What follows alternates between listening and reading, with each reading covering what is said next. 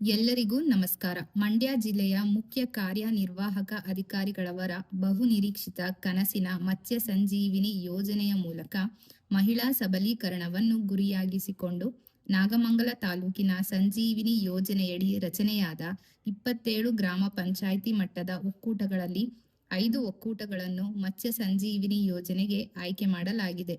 ದಿನಾಂಕ 4/11/2025ರಿಂದ 5/11/2025 2 ದಿನಗಳ ತರಬೇತಿಯನ್ನು ನೆರವೇರಿಸಿದ ನಂತರ ಮಾನ್ಯ ಕೃಷಿ ಸಚಿವರಾದ ಚೆಲುವರಾಯಸ್ವಾಮಿಗೌಡರವರು ತುಪ್ಪದಮೋಡು ಗ್ರಾಮ ಪಂಚಾಯಿತಿ ಒಕ್ಕೂಟದ ಚಿಕ್ಕೆರೆಯಲ್ಲಿ ಮೀನಿನ ಮರಿಗಳನ್ನು ಬಿಡುವ ಮೂಲಕ ಅಧಿಕೃತವಾಗಿ ಮೀನಿನ ಸಾಕಾಣಿಕೆಗೆ ಚಾಲನೆ ನೀಡಿದರು.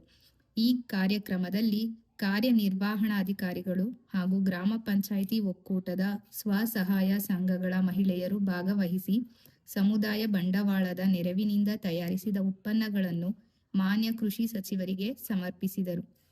ಸಚಿವರು ಅವರು ತಯಾರಿಸಿದ ಉತ್ಪನ್ನಗಳಿಗೆ FSSAI ಪ್ರಮಾಣ ಪತ್ರವನ್ನು ವಿತರಿಸಿದರು. ಪರಿಣಾಮವಾಗಿ ಕೃಷಿ ಸಚಿವರು ಸ್ವಸಹಾಯ ಸಂಘಗಳ ಮಹಿಳೆಯರು ಆರ್ಥಿಕವಾಗಿ ಸ್ವಾವಲಂಬಿಗಳಾಗಿ ಬೆಳೆಯಲಿ ಎಂಬ ಆಶಯವನ್ನು ವ್ಯಕ್ತಪಡಿಸಿದರು.